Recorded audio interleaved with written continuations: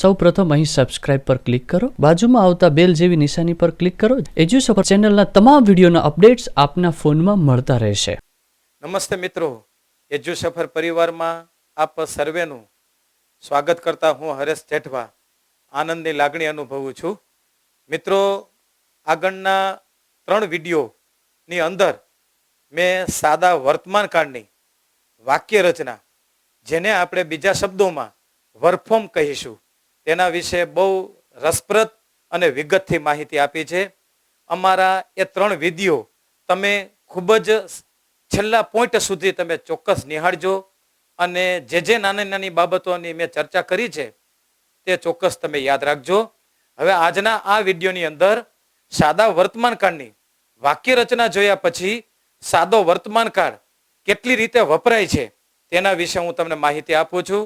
મિત્રો, અંગ્રેજીમાં 12 કાળ છે. એ 12 કાળમાંથી સૌથી પહેલો કાળ સાદો વર્તમાન કાળ છે. સાદો વર્તમાન કાળ છે એ રોજબરોજ બોલીચાલીમાં અને અંગ્રેજીના રોજબરોજના વપરાતા વાક્યોની અંદર સૌથી વધારે વપરાય છે. તો આપણું મુખ્ય કામ એ છે કે અંગ્રેજી બોલતા શીખવું છે. પહેલી વસ્તુ એ છે. તો અંગ્રેજી બોલતા શીખવું હોય તો એમાં સૌથી વધારે સાદા વર્તમાન કાળનો જ ઉપયોગ છે. તો એ સાદા વર્તમાન કાળનો ઉપયોગ કઈ કઈ રીતે થાય છે એ જો આપણે જાણી લઈએ તો આપણને ચોક્કસ રોજબરોજની વાતચીતમાં આપણે એનો ઉપયોગ કરતા શીખી શકશું. હવે પહેલો ઉપયોગ આપણે અહીંયા યુઝીસ એમ કે ટાઇટલ આપીએ છીએ. યુઝીસ એટલે કે uses of simple present tense, સાદા વર્તમાન કાળના ઉપયોગો. તો સાદા વર્તમાન કાળના ઉપયોગમાં સૌથી પહેલો ઉપયોગ આપણે લઈએ. સાદો વર્તમાન કાળ છે મિત્રો, એ દરરોજ બનતી ક્રિયા. દરરોજ બનતી ક્રિયા જેને આપણે અંગ્રેજીમાં નામ આપવું હોય તો આપણે આપી શકીએ daily activity, daily activity, daily action. દરરોજ બનતી ક્રિયા દર્શાવવા માટે સાદો વર્તમાન કાળ વપરાય છે. તો આપણા રોજબરોજના કામમાં અમુક કાર્ય મિત્ર એવા છે કે જે આપણે દરરોજ કરીએ છીએ. તો દરરોજ બનતી ક્રિયા દર્શાવવી હોય તો તે હંમેશા સાદા વર્તમાન કાળના ક્રિયાપદ દ્વારા દર્શાવાશે. દાખલા તરીકે આપણે એક એક્ઝામ્પલ લઈએ. રવિ નામનો સ્ટુડન્ટ છે, તો એ દરરોજ સ્કૂલે જાય છે. તો તેના સંદર્ભમાં મારે કઈ વાત કરવી હોય જે દરરોજ જે પોતે ક્રિયા કરે છે તો હું સાદા વર્તમાન કાળનો ઉપયોગ કરું. દાખલા તરીકે રવિ gets up at 6 o'clock daily. Ravi gets up at 6 o'clock daily. રવિ દરરોજ 6 વાગ્યે ઉઠે છે. પછી તરત જ મારે આમાં બીજું વાક્ય, he goes to school.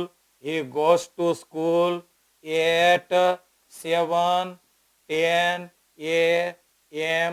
daily. તે દરરોજ સવારે 7 વાગે સ્કૂલે જાય છે. પછી તરત જ એમાં he prays, he studies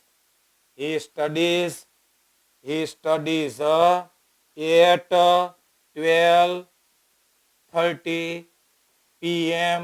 daily. તે દરરોજ ત્યાં 12:30 સુધી ભણે છે. પછી તરત જ he comes back at 12:45 p.m. every day. He takes his lunch at 1 p.m. daily. તો મિત્રો, મેં અહીંયા સાદા વર્તમાન કાળનો ઉપયોગ પેલો તમને કહ્યો કે દરરોજ બનતી ક્રિયા, રોજબરોજ થતી ક્રિયા મારે દર્શાવવી હોય તો તે સાદા વર્તમાન કાળમાં દર્શાવાય છે. રોજબરોજ બનતી ક્રિયા, દરરોજ બનતી ક્રિયા, જેના માટે અંગ્રેજીમાં શબ્દ છે ડેઇલી એક્ટિવિટી અથવા તો ડેઇલી એક્શન. તો આપણે એક રવિ નામના વિદ્યાર્થીનું ઉદાહરણ લઈ અને દરરોજ બનતી ક્રિયા છે એ દર્શાવીએ તો આપણે ઝડપથી સમજી જાય. રવિ નામનો સ્ટુડન્ટ છે તો દરરોજ સવારમાં 6 વાગે ઉઠે છે. તો દરરોજ બનતી ક્રિયા રવિ gets up at 6 o'clock daily. પછી તે દરરોજ સવારે 7 વાગ્યે શાળાએ જાય છે. તો he goes to school at 7 a.m. every day. He studies at 12:30 p.m. daily. તો તે દરરોજ 12:30 સુધી ત્યાં ભણે છે સ્કૂલે. તો આ દરરોજ બનતી ક્રિયા છે. સ્કૂલે જવાની ક્રિયા એ દરરોજ બને છે. ઉઠવાની ક્રિયા દરરોજ બને છે. he comes back at 12:45 p.m. every day. તે દરરોજ 12:45 સ્કૂલેથી ઘરે આવે છે. તો સ્કૂલેથી ઘરે આવવાની ક્રિયા દરરોજ બને છે. he takes his lunch at 1 p.m. daily. તે દરરોજ બપોરે 1 વાગે પોતાનું ભોજન લે છે. તો આ દરરોજ બનતી ક્રિયા. પછી અહીંયા એમ કે મારે લખવું હોય તો એમ કે લખી શકું he writes his homework.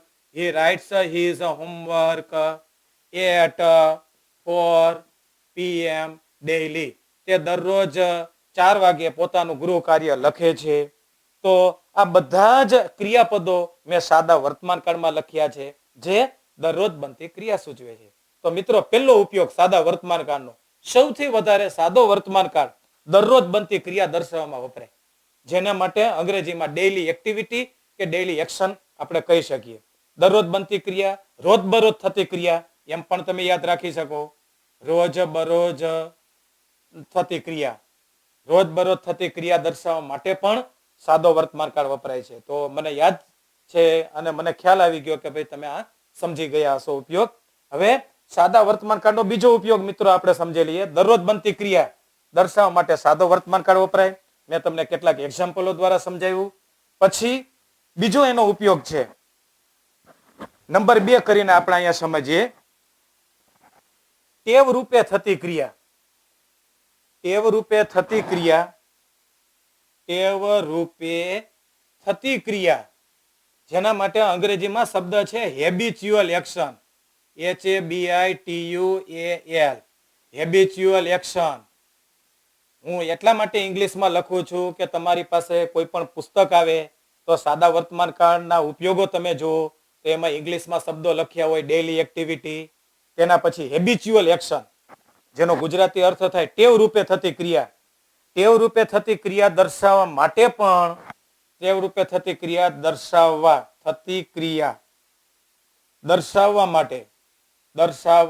માટે પણ સાદો વર્તમાન કાળ વપરાય છે. સાદો વર્તમાન કાળ વપરાય.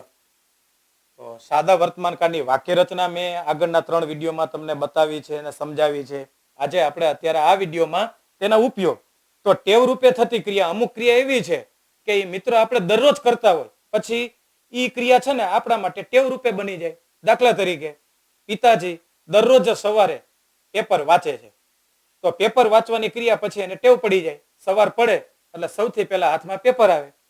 એટલે ઈ ટેવ રૂપે થતી ક્રિયા સાદા વર્તમાન કાળમાં દર્શાવાય છે. દાખલા તરીકે father reads newspaper. Father reads newspaper in the morning. પિતાજી સવારે છાપું વાંચે છે. તો આ સવારમાં ન્યૂઝપેપર વાંચવાની તેને ટેવ પડી ગઈ છે. તો એ ટેવ રૂપે થતી ક્રિયા સાદા વર્તમાન કાળમાં. દાખલા તરીકે mother goes to the temple. Mother goes to the temple in the evening. Mummy સાંજે મંદિરે જાય છે. તો સાંજે મંદિરે જવાની મમ્મીને ટેવ પડી ગઈ છે. જો હજી બીજું, I play games in the evening. હું સાંજે રમતો રમું છું. તો સાંજે રમત રમવાની ટેવ પડી ગઈ છે. તો કોઈને કોઈ ટેવ રૂપે થતી ક્રિયા દર્શાવી હોય તો તે પણ સાદા વર્તમાન કાળમાં વપરાય છે. તો અહીંયા રીડ્સ છે, ગોઝ છે, પ્લે છે, એ સાદા વર્તમાન કાળનું ક્રિયાપદ છે જે ટેવ દર્શાવે છે. તો બીજો ઉપયોગ ટેવ રૂપે થતી ક્રિયા, જેના માટે ઇંગ્લિશમાં શબ્દ છે હેબિચ્યુઅલ એક્શન. ઓમાં ડેઇલી એક્ટિવિટી, આમાં હેબિચ્યુઅલ એક્શન. આપણે હું પીરિયડ લેતો એની અંદર જો તમે વ્યવસ્થિત ટુ ધ પોઈન્ટ સમજો, એકથી વધારે વખત વિડીયો તમારે નિહાળવો પડે અમારો. તો પહેલી વખત આ બધી વસ્તુ આવતી હોય તો થોડીક વાર તમને એમ કે કંટાળો આવે, થોડીક વાર કોઈ નવીન વસ્તુ લાગે, પણ અંદરથી તમારો ઉત્સાહ હશે ને શીખવામાં મિત્રો, તો તમને આ બધી જ વસ્તુ મને જેટલી આવડે છે એટલી તમને પણ આવડી જશે. ઇંગ્લિશ શીખવા માટે ક્યાંય કોઈ પછી કોઈ એવા મોટા ક્લાસીસમાં જવાની જરૂર નથી. હવે બીજો ઉપયોગ આપણે જોયો, ટેવ રૂપે થતી ક્રિયા દર્શાવવા માટે સાદો વર્તમાન કાળ. તો એમાં એક્ઝામ્પલ શક્ય હોય એટલા એક્ઝામ્પલ યાદ રાખો. નિયમ છે એ નિયમ ઉદાહરણથી સમજતા શીખો. બરોબર? પિતાજી સવારે છાપું વાંચે, તો એ છાપું વાંચવાની ને ટેવ પડી ગઈ. Father reads paper in the morning. Mummy સાંજે મંદિરે જાય છે. Mother goes to the temple in the evening. હું સાંજે ક્રિકેટ રમું છું. I play cricket in the evening. તો આ ટેવ રૂપે થતી ક્રિયા દર્શાવે છે. સાદા વર્તમાન કાળનો ત્રીજો ઉપયોગ આપણે જોઈએ તો એની અંદર ત્રીજા ઉપયોગની અંદર સનાતન સત્ય, જેના માટે ઇંગ્લિશમાં મિત્રો એમ કે શબ્દ છે, આની અંદર અંગ્રેજીમાં જે જે કઈ નવા નવા શબ્દો આવે એ ચોક્કસ આપણે ધ્યાનમાં રાખીએ. અહીંયા નંબર 3 કરીને સનાતન સત્ય. સનાતન સત્ય, જેના માટે ઇંગ્લિશમાં શબ્દ છે universal truth. Universal truth, TRUTH. સનાતન સત્ય દર્શાવવા માટે પણ સાદો વર્તમાન કાળ વપરાય છે. તો જેટલા એમ કે સનાતન સત્ય છે, દાખલા તરીકે સૂર્ય પૂર્વમાં ઉગે છે અને પશ્ચિમમાં આથમે છે, તો આ સનાતન સત્ય છે. તો આપણે ઈ જે એમાં ક્રિયાપદ વપરાય એ ક્રિયાપદ હંમેશા સાદા વર્તમાન કાળમાં આવે. તો મારે એવું વાક્ય લખવું તમને સમજાવું. The sun rises, the sun rises in the East, in the East and sets in the west, and sets in the west. સૂર્ય પૂર્વમાં ઉગે છે અને પશ્ચિમમાં આથમે છે. તો આ એક સનાતન સત્ય છે. તો એ સનાતન સત્ય દર્શાવતી કોઈ પણ વાત સાદા વર્તમાન કાળમાં વપરાય. તો રાઇઝિસ અને સેટ્સ એ સનાતન સત્ય દર્શાવે છે, તો એ સાદા વર્તમાન કાળમાં.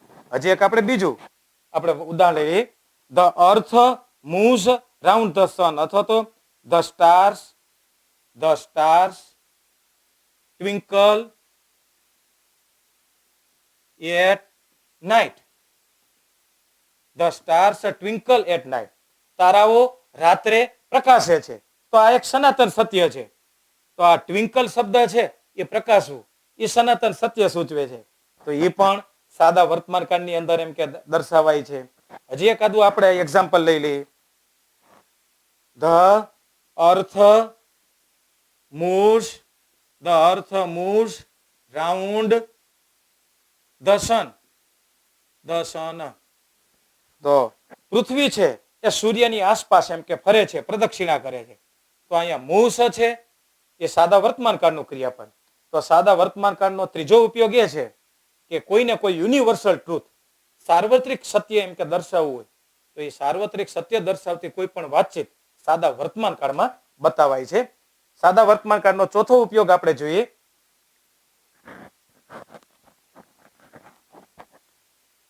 ગણિત અને વિજ્ઞાનનો નિયમ, જેના માટે આપણે અહીંયા એક ઇંગ્લિશ શબ્દ એમ કે વાપર્યો છે સાયન્ટિફિક ટ્રુથ. નંબર 4 કરીને ગણિત વિજ્ઞાન, ગણિત વિજ્ઞાનનો નિયમ, ગણિત વિજ્ઞાનનો સિદ્ધાંત, ગણિત વિજ્ઞાનનો નિયમ અથવા ગણિત વિજ્ઞાનનો સિદ્ધાંત, જેના માટે અહીંયા શબ્દ આપણે વાપર્યો છે scientific truth. SCIENTIFIC. Scientific truth. કોઈને કોઈ વિજ્ઞાનને લગતો સિદ્ધાંત હોય તો એ વિજ્ઞાનને લગતો સિદ્ધાંત છે. મિત્રો આપણે એન્જિનિયરિંગમાં ભણતા હોય 12 સાયન્સ પછી, તો એમાં એન્જિનિયરિંગને લગતી જે કાંઈ એમ કે વાતો હોય એ સાદા વર્તમાન કાળનો સૌથી વધારે એમાં ઉપયોગ છે. પછી મેડિકલના સ્ટુડન્ટ હોય તો એમાં પણ ગણિત અને વિજ્ઞાનને લગતા જ એમ કે સિદ્ધાંતો રજૂ થતા હોય તો એમાં મેક્સિમમ સાદા વર્તમાન કાળનો જ ઉપયોગ થતો હોય. તો ગણિત અને વિજ્ઞાનનો સિદ્ધાંત કે નિયમ સાદા વર્તમાન કાળમાં જ દર્શાવાય છે. દાખલા તરીકે એક્ઝામ્પલથી સમજો. Water changes water changes into vapour. Into vapour. પાણી છે એ વરાળમાં ફેરવાય છે. તો આ એક વિજ્ઞાનનો સિદ્ધાંત છે. તો અહીંયા ચેન્જીસ શબ્દ જ હું વાપરું. પછી આને ક્યારેય કોઈ દિવસ ભૂતકાળમાં ક્રિયાપદ ન દર્શાવાય. દાખલા તરીકે ગણિતનું આપણે એક લઈએ. 2 and 2.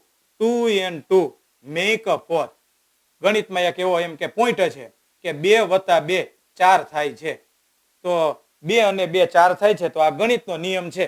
તો અહીંયા મેક જ શબ્દ હું વાપરી શકું. સાદા વર્તમાન કાળનું આ ક્રિયાપદ કહેવાય. આ બહુવચન કરતા છે એટલે અહીંયા મેક. હજી આપણે એક બીજું એક્ઝામ્પલ એમ કે લઈએ. The sun gives us heat and light. Heat and light. સૂર્ય આપણને પ્રકાશ અને ગરમી આપે છે.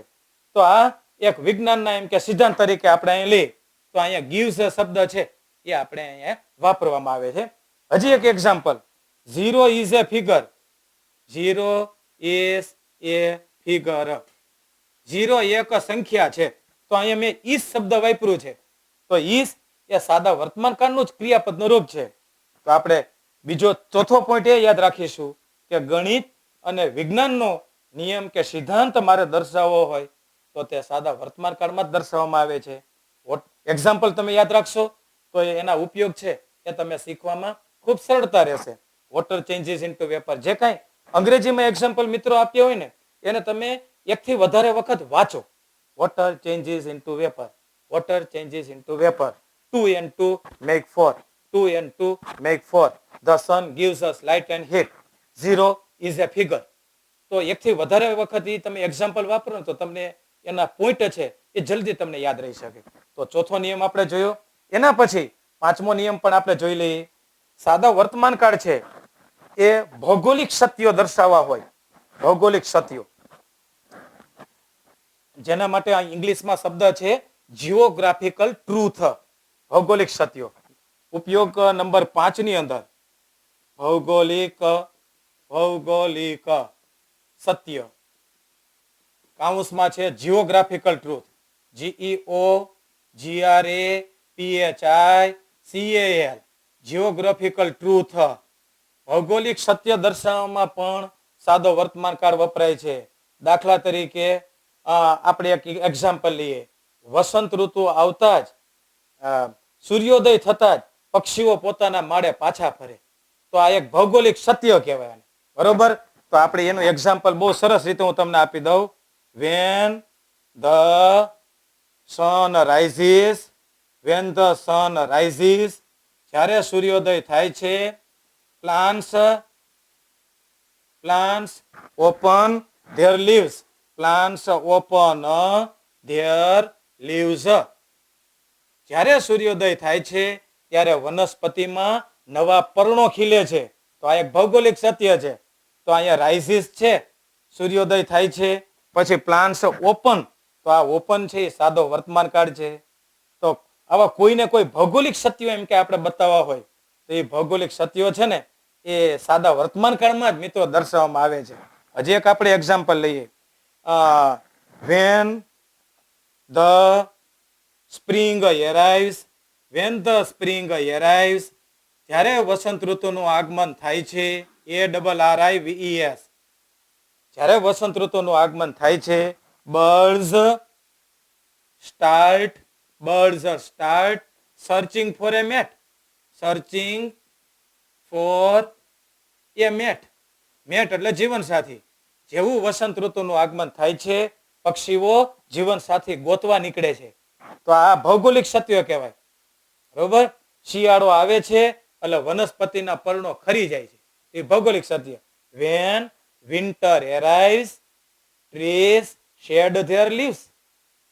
તો ભૌગોલિક સત્યો છે એ સાદા વર્તમાન કાળમાં દર્શાવાય છે. તો આ વિડીયોની અંદર મિત્રો સાદા વર્તમાન કાળના મેં તમને 5 ઉપયોગો કીધા. ફરી એક વખત આપણે યાદ કરી લઈએ. પહેલો ઉપયોગ દરરોજ બનતી ક્રિયા, રોજબરોજ થતી ક્રિયા, જેના માટે ઇંગ્લિશમાં શબ્દ છે ડેઇલી એક્ટિવિટી. તો દરરોજ બનતી ક્રિયા સાદા વર્તમાન કાળમાં. બીજો ઉપયોગ ટેવ રૂપે થતી ક્રિયા, જેના માટે અંગ્રેજીમાં શબ્દ છે હેબિચ્યુઅલ એક્શન.